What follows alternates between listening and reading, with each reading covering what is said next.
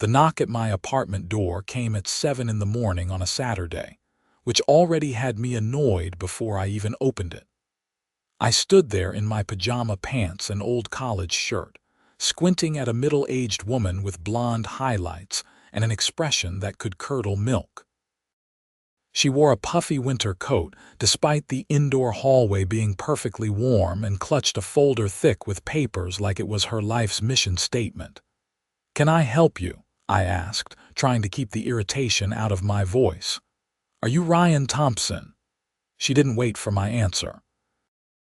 "I'm Patricia Hendricks, president of the Meadowbrook Village Homeowners Association. We need to discuss your failure to maintain HOA property." I blinked at her. "I'm sorry, what? I rent this place. I don't own anything here." "That's irrelevant," she said, flipping open her folder with practiced efficiency. "The entrance sign to our community is covered in snow and ice. According to our records, your apartment, Unit 204B, is the closest residential unit to the sign. Therefore, it falls under your responsibility to clear it." I stared at her for a long moment, trying to process what I was hearing. Outside, Meadowbrook Village in suburban Chicago was buried under about 8 inches of fresh snow from last night's storm. The roads were barely plowed, and she was here demanding I shovel their decorative sign. "Look, Mrs. Hendricks, I think there's been some kind of mistake. I rent this apartment from a landlord. I don't own property here, so I'm not part of your HOA." Her lips pressed into a thin line. "The governing documents clearly state that all residents are responsible for maintaining common areas within reasonable proximity to their dwelling." "But I'm not a homeowner," I repeated, slower this time. "I have a rental agreement with Mark Sullivan. He owns the condo unit. Whatever HOA stuff needs doing, that's between you and him." Patricia's face flushed red. "Mr. Sullivan has been notoriously unresponsive to HOA matters. Since you're the occupant, the responsibility transfers to you." "That's not how rental agreements work," I said. The cold from the hallway was starting to seep in, and I was getting tired of this conversation. "Look, I've got to get ready for work. If you have issues with property maintenance, you need to contact my landlord." I started to close the door, but she stuck her sensible winter boot in the gap. "If that sign isn't cleared by tomorrow evening, you'll be fined $500. "Fine me? You can't fine me. I'm not part of your HOA. We'll see what our legal team has to say about that." She pulled her foot back and marched down the hallway, leaving wet boot prints on the carpeted floor. I closed the door and leaned against it, wondering what fresh hell I'd just encountered. I'd moved to Meadowbrook Village 6 months ago because the rent was reasonable, and the commute to my job at an accounting firm in downtown Chicago was manageable. The complex was nice enough, a mix of condos and townhouses arranged around winding streets with landscaping that looked great in summer. But this was my first real interaction with the HOA, and it was already insane. My phone buzzed. It was my boss, Derek, asking if I could come in early because a client needed their quarterly reports rushed. I texted back that I'd be there in an hour, then headed to shower. The encounter with Patricia already felt surreal, and I halfway convinced myself it wouldn't go anywhere. She was probably just power tripping, and once she cooled down, she'd realize she had no leg to stand on. I was wrong. Monday morning, I found a formal letter taped to my door. The envelope was thick, official-looking, with Meadowbrook Village HOA embossed on the return address. Inside was a 2-page document outlining my violation of community standards and demanding I clear the entrance sign of all snow and ice within 48 hours or face escalating fines. I took photos of the letter and immediately called Mark Sullivan, my landlord. Mark was a decent guy in his 50s who owned 3 condo units in the complex as investment properties. He picked up on the 4th ring. "Ryan, hey, what's up?" "Mark, I got a crazy letter from the HOA. They're saying I need to shovel snow from the community entrance sign or they'll fine me. Can they do that? There was a long pause. Patricia Hendricks. Yeah, exactly. Mark sighed heavily. She's been on my case for years about random stuff. Last year she tried to fine me because a tenant parked their motorcycle in a regular parking spot instead of the designated motorcycle area, which doesn't exist, by the way. So what do I do? Ignore it. You're not a homeowner. You're not subject to HOA rules. Your lease is with me, and I handle all the HOA stuff, which, between you and me, mostly means ignoring Patricia's made-up rules. She seemed pretty serious about the fine. She's always serious, but she can't enforce it on renters. The HOA bylaws only apply to property owners. If she wants the sign cleared, she can hire someone to do it or do it herself. That's not your problem, and it's not technically mine either since the sign isn't on my property. I felt relieved. Okay, so I just ignore this. Yep, if she bothers you again, tell her to contact me directly. I'll handle it. Thanks, Mark. No problem. Sorry you had to deal with her. She's a piece of work. I hung up feeling better. The situation was ridiculous, but at least I had backup. I tossed the letter on my kitchen counter and headed to work, putting the whole thing out of my mind. Tuesday evening there was another knock. This time I checked the peephole first. Patricia Hendricks stood there with another woman, slightly older, wearing a similar expression of manufactured outrage. I opened the door. Mrs. Hendricks. Mr. Thompson, this is Brenda Walters, our HOA secretary. We're here to inform you that the grace period has expired and you're now in violation of Community Ordinance 47B. I talked to my landlord. This isn't my responsibility. If you have issues with property maintenance, you need to contact Mark Sullivan. Brenda pulled out an iPad and started tapping. Mr. Sullivan has been notified multiple times. His failure to respond makes you, as the occupant, liable. That's not how this works, I said, my patience wearing thin. I'm a renter. I'm not part of your HOA. I don't own property here. Patricia stepped closer. The sign is a safety issue. It's completely obscured by snow and ice. Delivery drivers, emergency services, residents trying to find the complex, they all need to see that sign. Then hire someone to clear it, or clear it yourself. It's your HOA sign. The sign is positioned closest to your unit. The bylaws are clear about proximity responsibility. I pulled out my phone and showed them my text exchange with Mark. My landlord says this isn't my problem, so please, take it up with him. Patricia's face went through several shades of red. This is exactly the kind of irresponsible attitude that degrades our community. That sign represents Meadowbrook Village. When it's buried in snow, it makes us all look bad. It's a sign, I said flatly. It's not hurting anyone being covered in snow. What if there's an emergency? Brenda chimed in. What if someone needs to find this address quickly and they can't see the sign? The address is on every building. There are street signs. I'm pretty sure emergency services have GPS. Your flippant attitude is noted, Patricia said, making an actual note on her folder. You'll be receiving a formal fine notice by the end of the week. Fine me if you want. You can't collect. They left, and I felt my blood pressure slowly returning to normal. This was beyond absurd. I'd lived in apartments my whole adult life and never dealt with anything like this. What kind of HOA had time to harass renters about snow on decorative signs? I called Mark again. They're back. They're threatening formal fines now. Let them threaten. They send me nonsense all the time. I've got a folder an inch thick of their bogus violations. None of it holds up because they're making up rules as they go. Should I be worried? Nah. Worst case, they try to fine me and I'll fight it. The sign isn't on any individual property. It's on the common area that the HOA itself is supposed to maintain. They're trying to pass their own responsibilities onto residents. Why don't they just hire someone to clear it?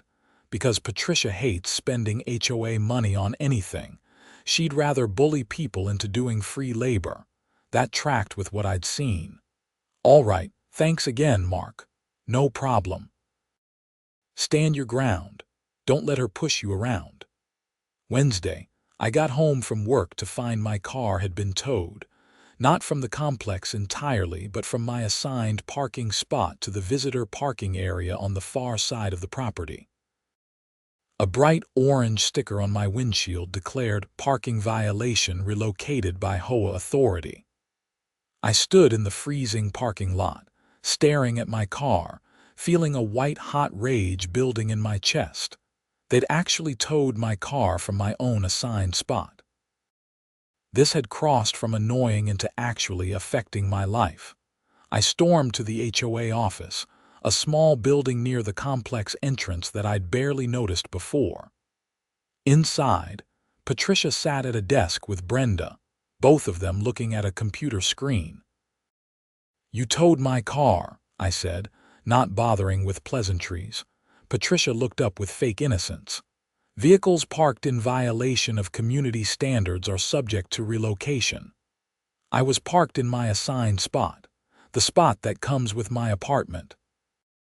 Your account shows outstanding violations.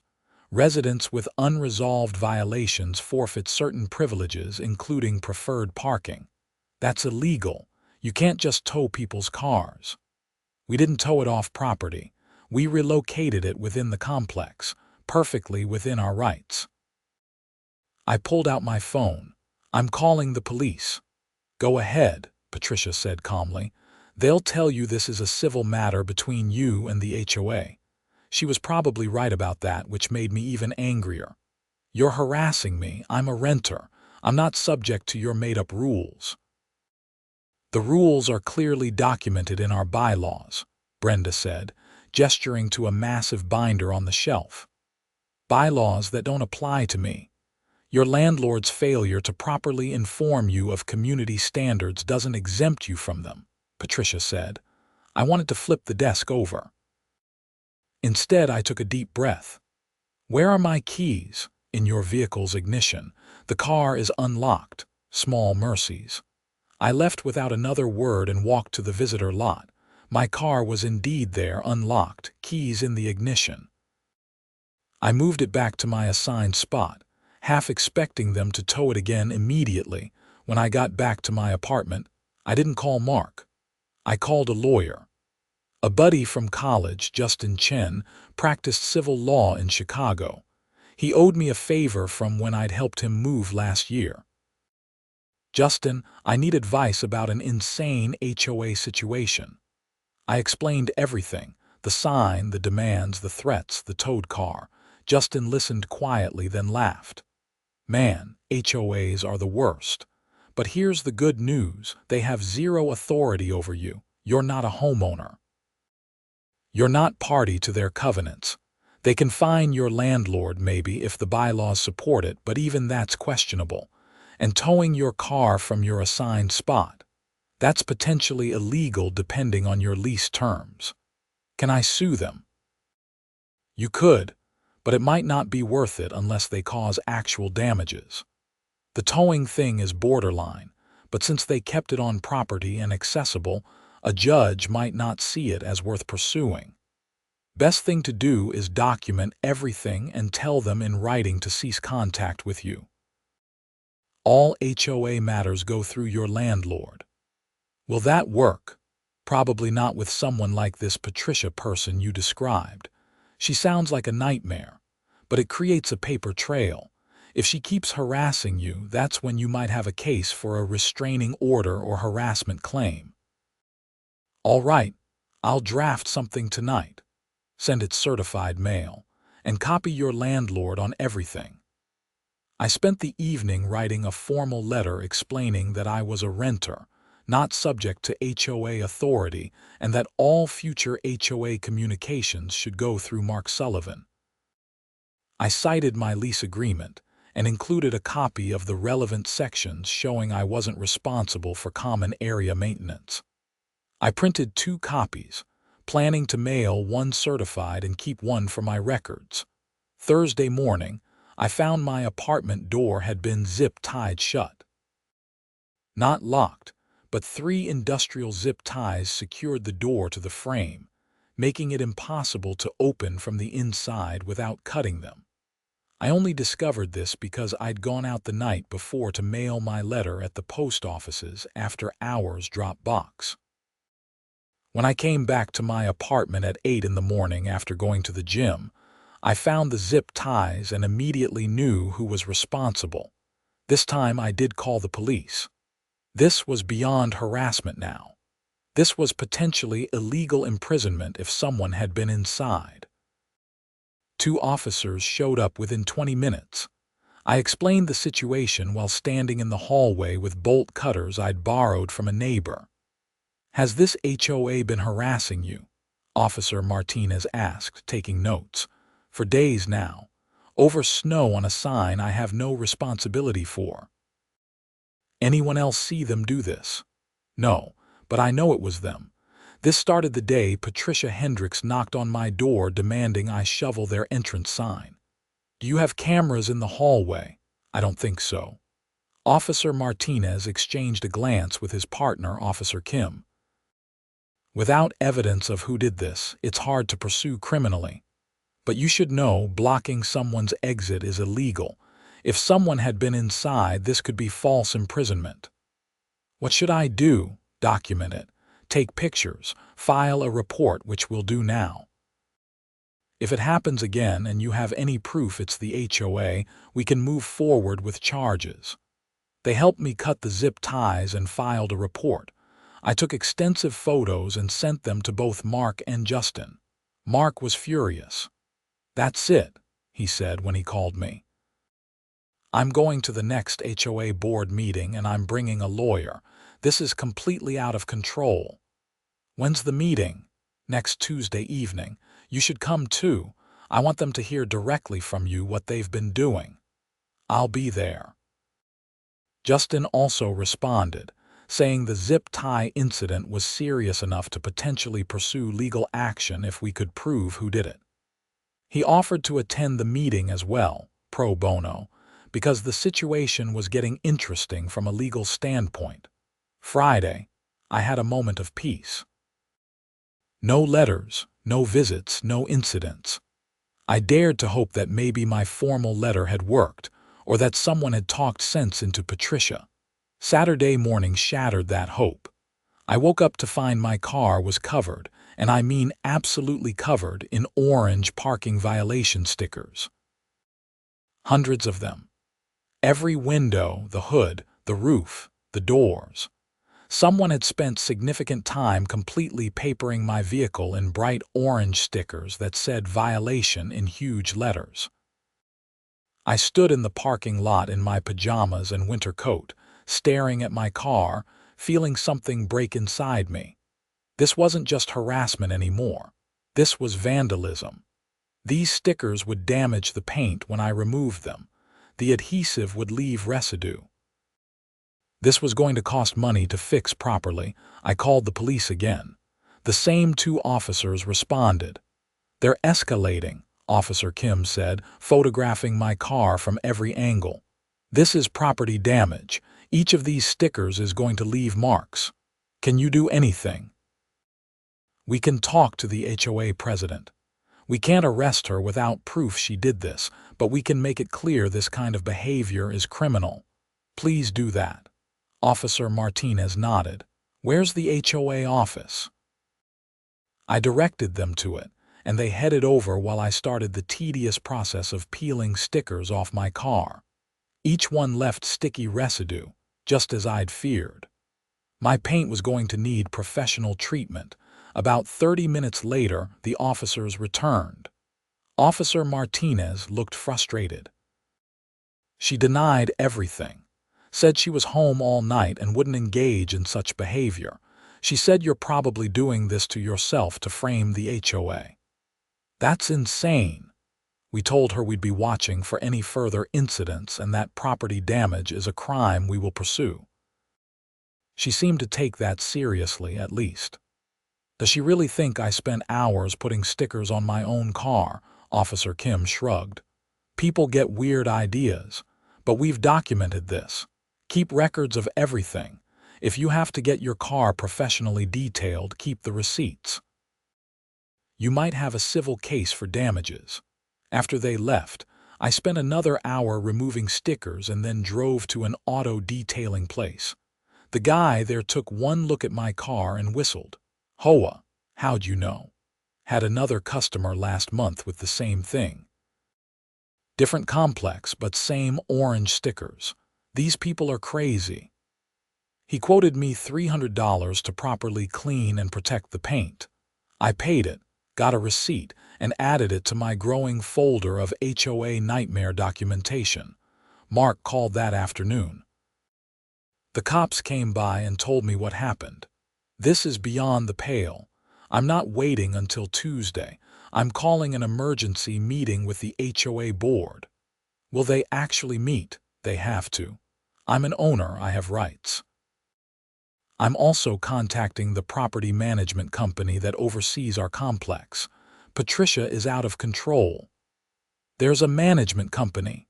Yeah, Riverside Property Management. They handle the financials and are supposed to keep the HOA board in check. I should have called them days ago. Sunday, I finally got a break. Not from the HOA, but from my own stress. My friend Casey Davis invited me to watch the Bears game at her place in Lincoln Park, away from Meadowbrook Village and its insanity. I jumped at the chance. Casey was a corporate lawyer I'd known since high school. She'd moved to Chicago around the same time I did, and we'd stayed friends. When I told her about the HOA situation, her eyes went wide. Ryan, you need to sue them. This is clear-cut harassment. Justin said the same thing, but he mentioned it might not be worth it unless they cause real damages.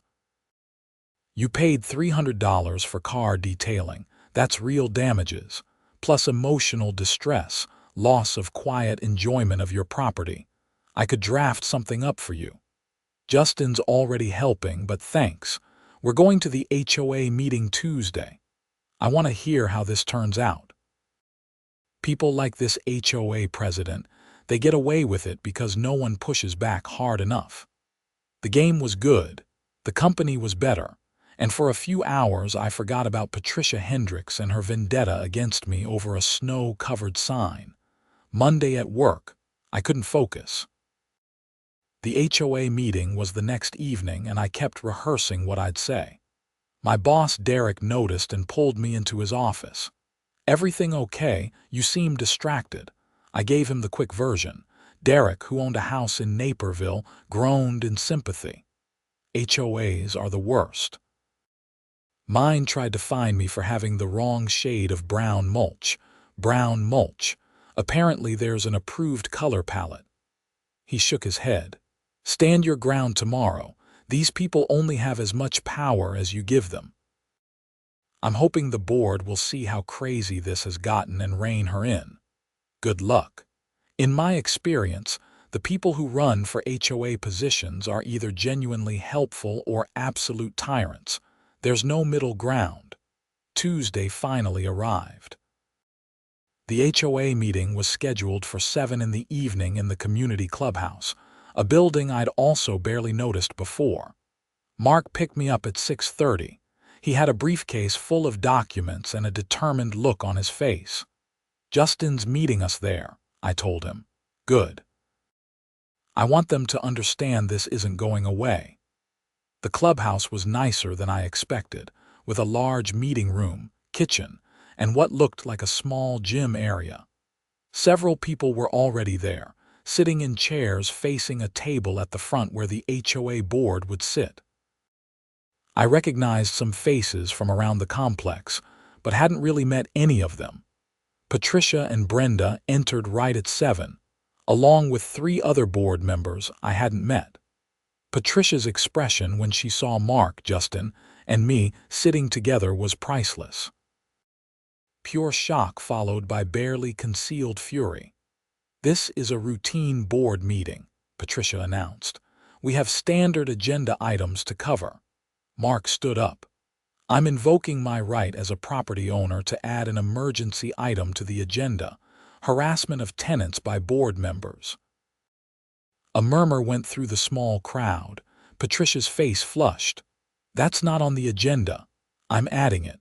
That's my right per the bylaws, Article 6, Section 3.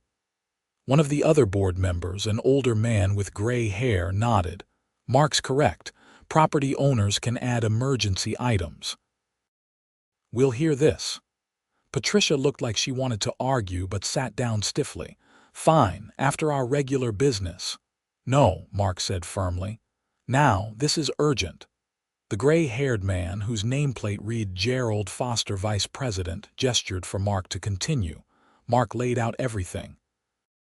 The initial demand that I clear the sign, the threatening letters, the towed car, the zip-tied door, the stickers. He showed photos of everything. He presented the police reports. He introduced me and Justin, explaining our roles. "This is harassment, plain and simple," Mark concluded. "Patricia Hendricks has been targeting my tenant over a responsibility that isn't his, using increasingly aggressive and potentially illegal tactics. This needs to stop immediately, and frankly, I think the board needs to consider whether she should remain in her position." The room was dead silent. Everyone stared at Patricia, who sat rigid in her chair. "Those are serious allegations," Gerald said slowly. "Patricia, do you have a response?" "Mr. Thompson's apartment is closest to the entrance sign," Patricia said, her voice tight.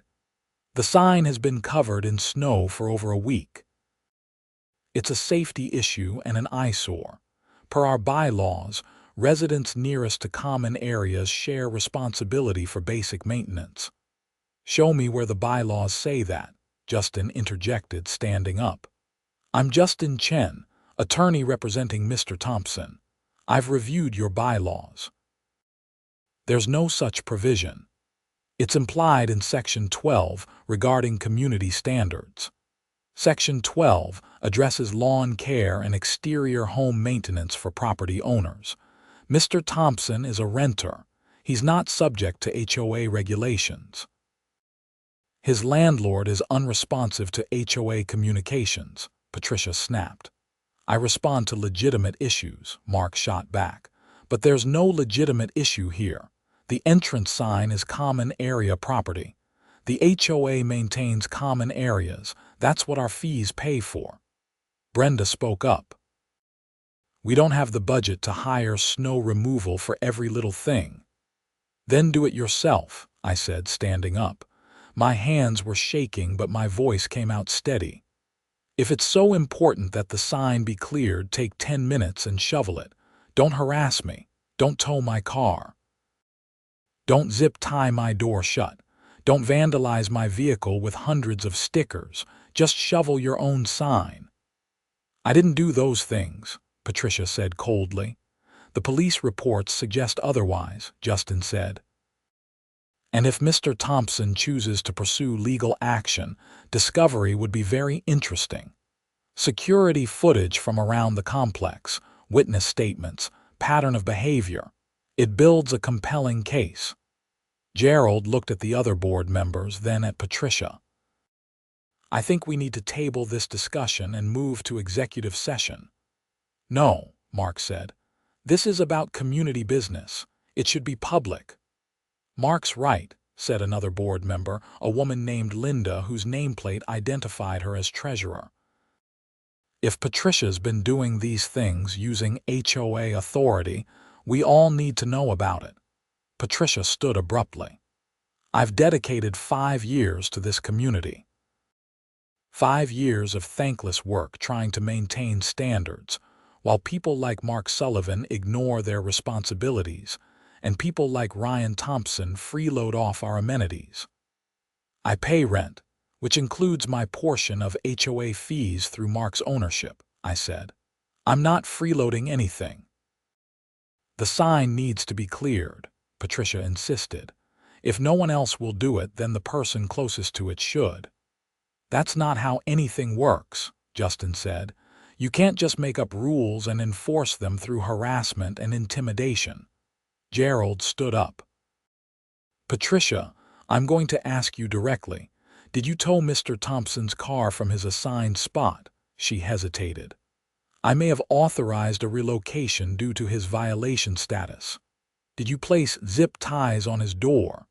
I don't recall doing that. Did you arrange for someone to place stickers all over his vehicle? Absolutely not. That's ridiculous. But her face said otherwise. She was a terrible liar. Gerald looked at the other board members. I'm calling for an emergency vote to suspend Patricia Hendricks from her position pending investigation into these allegations. You can't do that, Patricia practically shouted.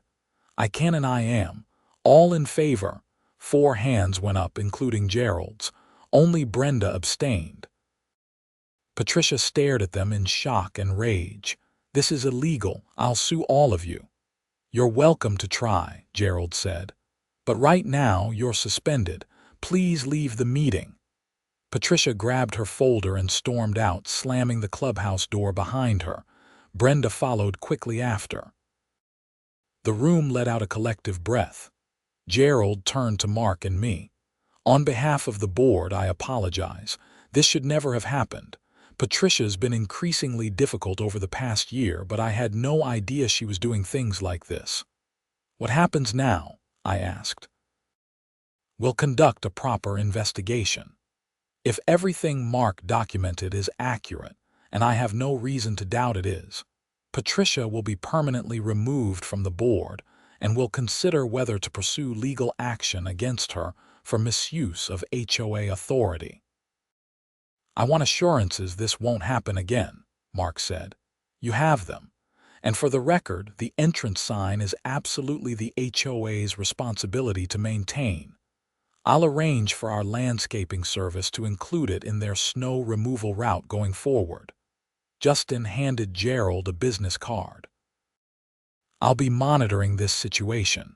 If there's any further harassment of my client, we'll pursue all available legal remedies. Gerald nodded seriously. Understood. We left the meeting feeling cautiously victorious. In the parking lot, Mark clapped me on the shoulder. That went better than I expected. Think she'll retaliate? I asked. She might try, but she has no authority now. If anything else happens, call the police immediately and call me. Justin agreed. Document everything. Keep your phone camera ready. People like her don't like losing, and she might do something stupid. He was right. Wednesday afternoon, I got home from work to find Patricia standing outside my apartment door. She wasn't dressed in her usual prissy HOA president outfit. She wore jeans and a sweatshirt, and her hair was messy. She looked like she'd been crying. I need to talk to you, she said when she saw me. Every alarm bell in my head went off. No, stay away from me, please. I just need 5 minutes. You need to leave. Now. I lost my position because of you. 5 years of service gone. You lost your position because you harassed me and probably broke several laws. I was trying to maintain community standards. Her voice rose. Do you know how hard it is to keep this place nice? Everyone always complaining, no one wanting to help, everyone thinking the rules don't apply to them. The rules didn't apply to me. I'm a renter. That's just an excuse. You live here, you should contribute. I pulled out my phone. I'm calling the police if you don't leave right now. She stared at me, and for a moment I thought she might get violent. Then her face crumpled and she started crying. Real, ugly crying. I dedicated everything to this community. Everything. And now they're talking about suing me, taking legal action against me for trying to do my job. I felt a tiny bit of sympathy, but I squashed it. She'd terrorized me for over a week. You weren't doing your job. You were abusing your authority. You towed my car, zip-tied my door, vandalized my vehicle. Those aren't HOA president duties. Those are crimes.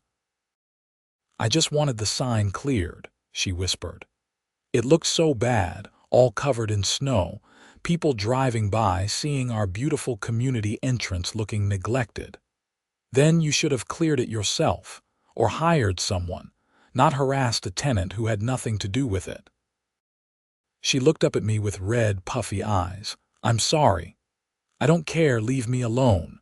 I could lose everything, they might sue me personally. That's not my problem, you did this to yourself. I walked past her to my door, keeping my body angled so I could see her the whole time. She didn't move, just stood there crying. I went inside and locked the door, then immediately called Mark and told him what happened. She's unraveling, Mark said. I'll contact Gerald and let him know. She shouldn't be coming anywhere near you. She seemed almost broken. I'm sure she's upset, but that doesn't excuse what she did. Don't let her guilt you. I won't. Thursday, Gerald Foster called me directly. Mr. Thompson, I wanted to update you on our investigation. We've reviewed security footage from around the complex, and we have clear evidence of Patricia Hendricks towing your vehicle and placing the zip ties on your door. The sticker incident happened in a camera blind spot, but given the pattern, we're confident she was responsible. What does that mean? It means the HOA board is pursuing legal action against her for misuse of authority and misappropriation of HOA resources. We're also recommending you file charges with the police for the property damage to your vehicle. I already reported it. They said they couldn't do anything without proof. They have proof now. We're providing the footage to the police. I spoke with Officer Martinez this morning. Wow, okay. Additionally, the board is offering to reimburse you for the car detailing expenses and any other costs you incurred as a result of Patricia's actions. We recognize this was traumatic and wrong, and we want to make it right. I appreciate that. We're also implementing new oversight procedures to ensure nothing like this happens again. Board members will need approval from at least 2 other members before taking any enforcement actions. That sounds like a good policy. It should have been in place all along. Patricia had too much unchecked authority. That's partially on us as a board for not paying closer attention. Friday morning, Officer Martinez called me. Mr. Thompson, we've reviewed the security footage provided by your HOA. We have evidence of Patricia Hendricks engaging in harassment and property tampering. We're filing charges. Can you come down to the station to give a formal statement? I took a long lunch break and went to the police station. I gave my statement, signed papers, and felt the weight of the situation fully hit me. Patricia Hendricks was going to be charged with crimes. This had gone from annoying to serious. What happens now? I asked Officer Martinez.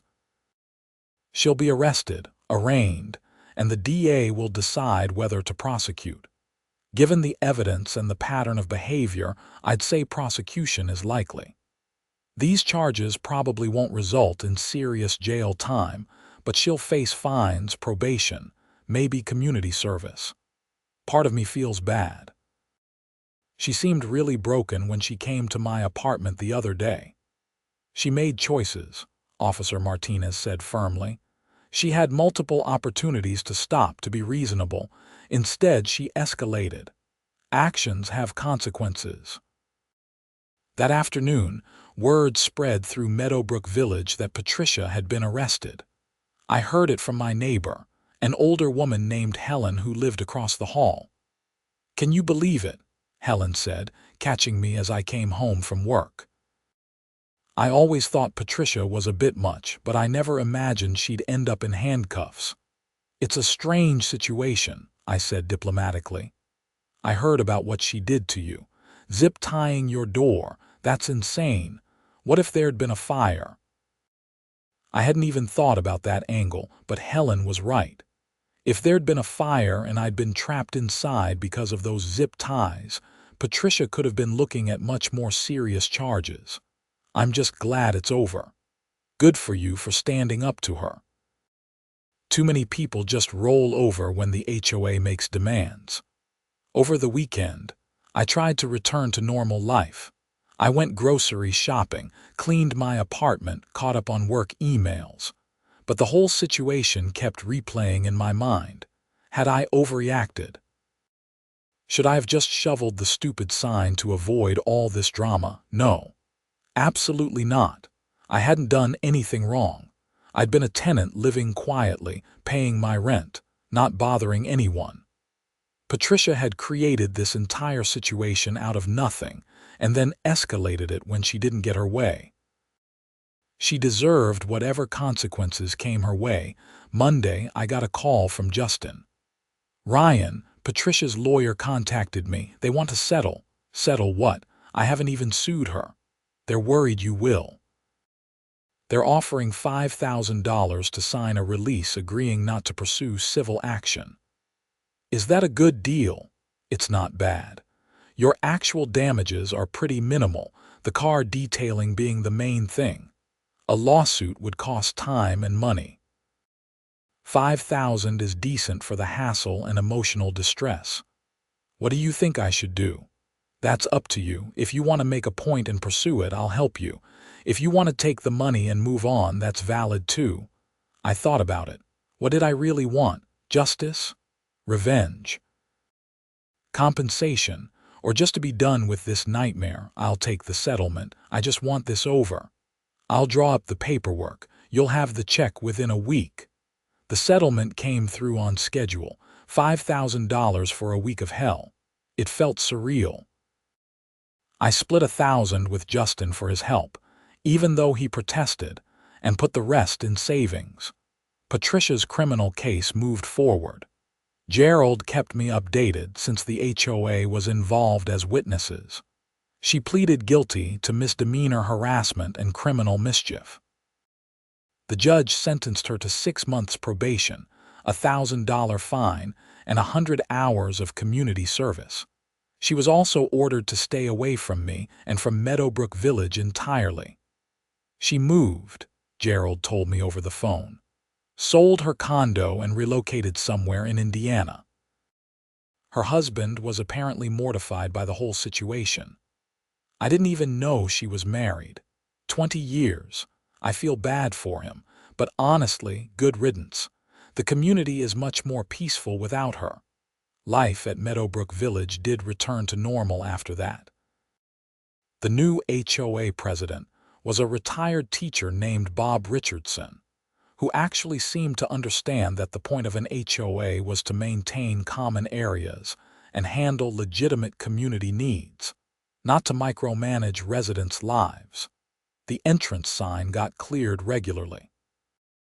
The landscaping service Bob hired made sure of it.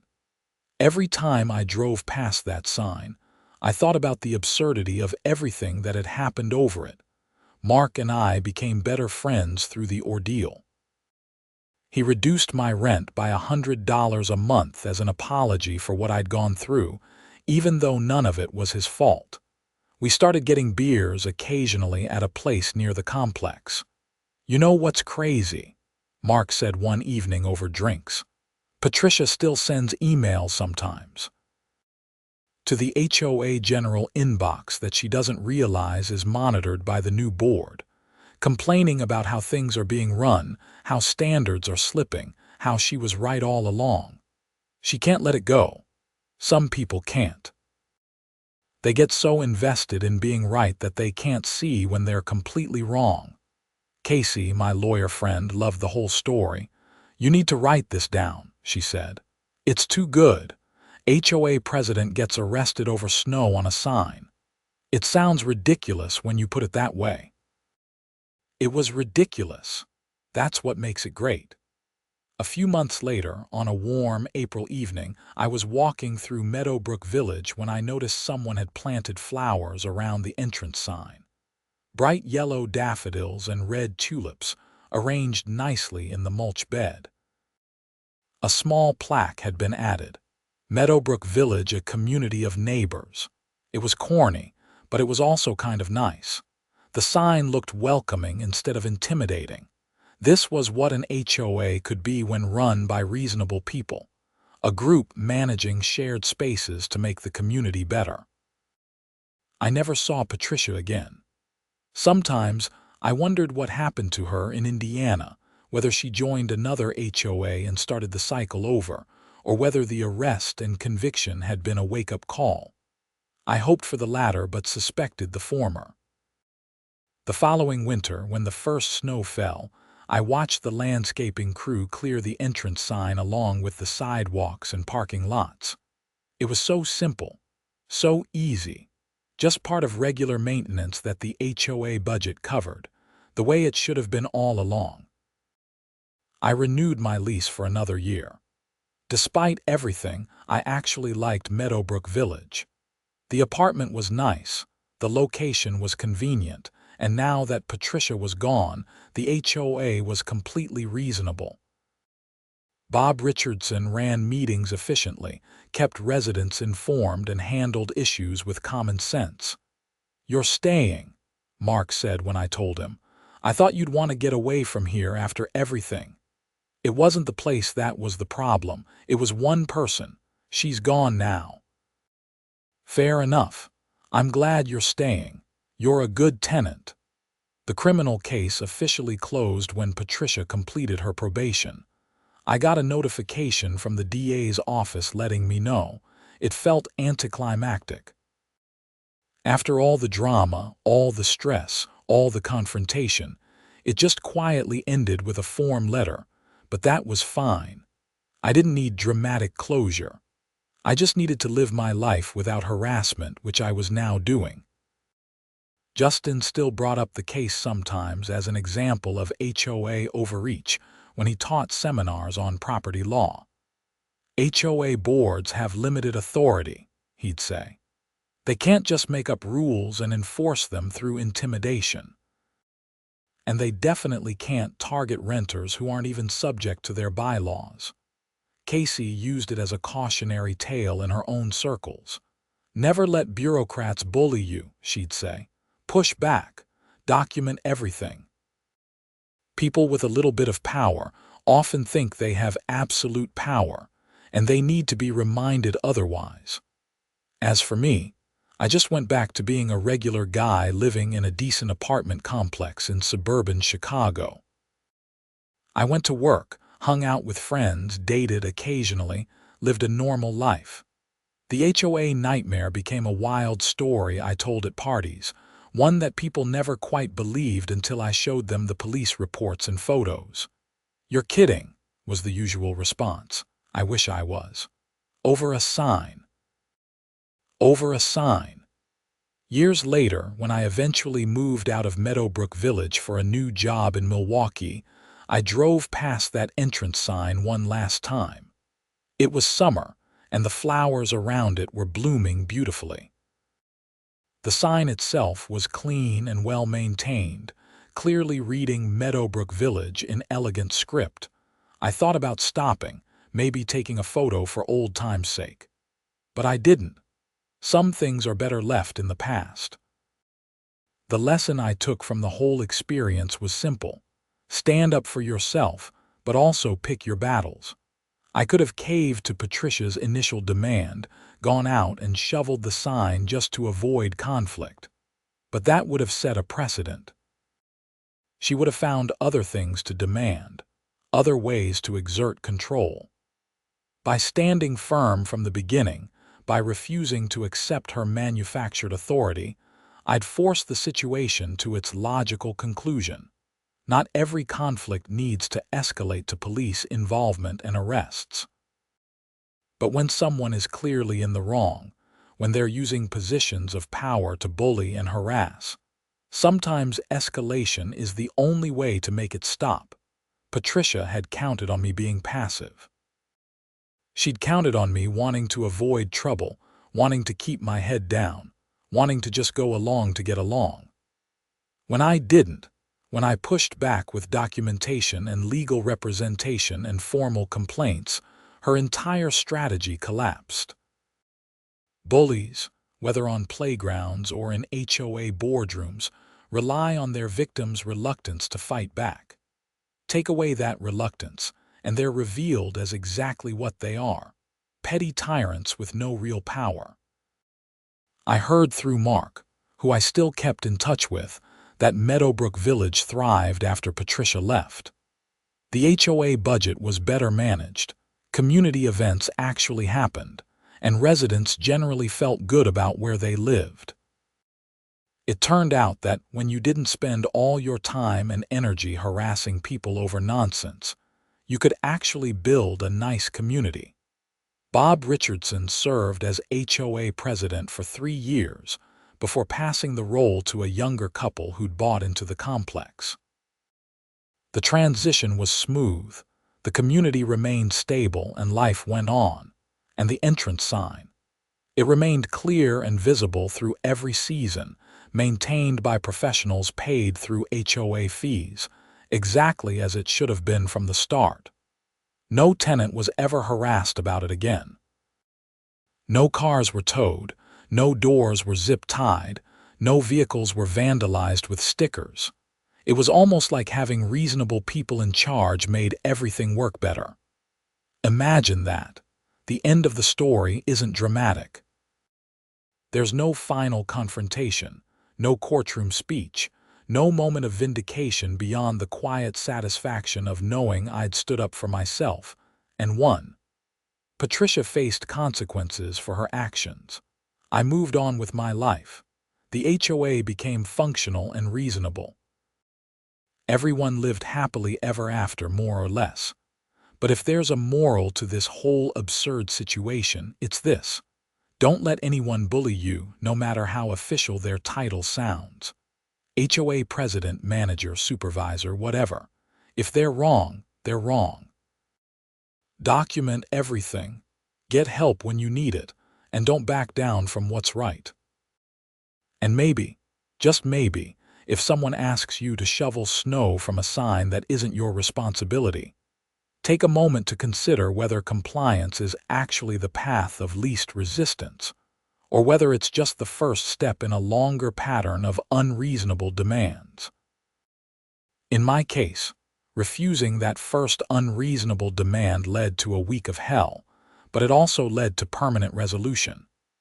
If I'd shoveled the sign, Patricia would still be HOA president, still bullying residents, still making life miserable for anyone who didn't jump at her commands. By holding firm, I helped remove a toxic person from power and made the community better for everyone. So no, I don't regret any of it. Not the stress, not the confrontation, not even the zip-tied door or the sticker-covered car. All of it was worth it to prove a simple point: you can't let the bullies win. And in Meadowbrook Village, Illinois, in the winter of 2025, this particular bully lost. Completely, publicly, and permanently. That's a pretty good ending, all things considered.